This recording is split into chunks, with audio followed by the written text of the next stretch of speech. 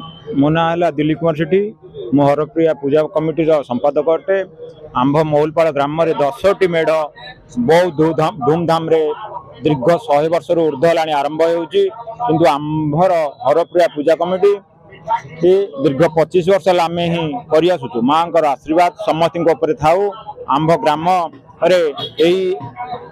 दिन धरी मान सांस्कृतिक कार्यक्रम भजन कीर्तन नाच गीत मेलोडी ही चाहिए माँ को आशीर्वाद थाऊ। एमती आम गाँव पर सदा सर्वदा आशीर्वाद थाऊ एवं सब वर्ष ही आम्भे मैंने कर गाँव आंभ ग्राम आखपाखर बहुत बहुत संख्यार ही लोक आसिक दर्शन माँ को आशीर्वाद भिक्षा कर मो ना पार्थ सारथी साहू आम घर ये महुलपाड़ ग्राम ऊपर साई हरप्रिया पूजा कमिटी मु सभापति रूपे परिचालना कर आम गाँव प्राय ये पूजाटी आमर जन्म नथिबा आगु प्राय 100 वर्ष आगु हो आसुची। आम ये गाँव पूजाटी दिन को दिन बहुत आडंबर पूर्ण सहकारे दिन को दिन आगे चली। लाइट गेट तोरण एवं बहुत यात्री एकत्रित यात्राटी उपभोग करुचंदी आउ दिन को दिन यह आगे चली।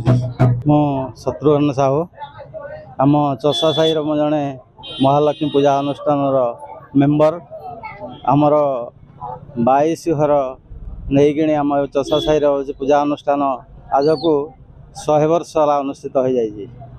एठारे विभिन्न प्रकार सांस्कृतिक कार्यक्रम अनुष्ठित यही पूजा भितर हो जाउची। आमर विशेषकर मेलोडी कार्यक्रम 7 दिन पर हेबो एवं अन्य साई मानकरे विभिन्न प्रकार नाच के से मेलोडी एमती विभिन्न प्रकार कार्यक्रम होउची। आम ये चषा साई पूजा अनुष्ठान पालन करा जाउची।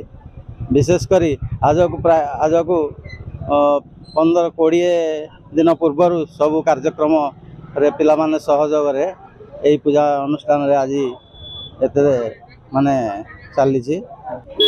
मो ना बनिता बेहेरा मु एई गार झियो जो किंतु मो बाहागर हेछि मोर तारचे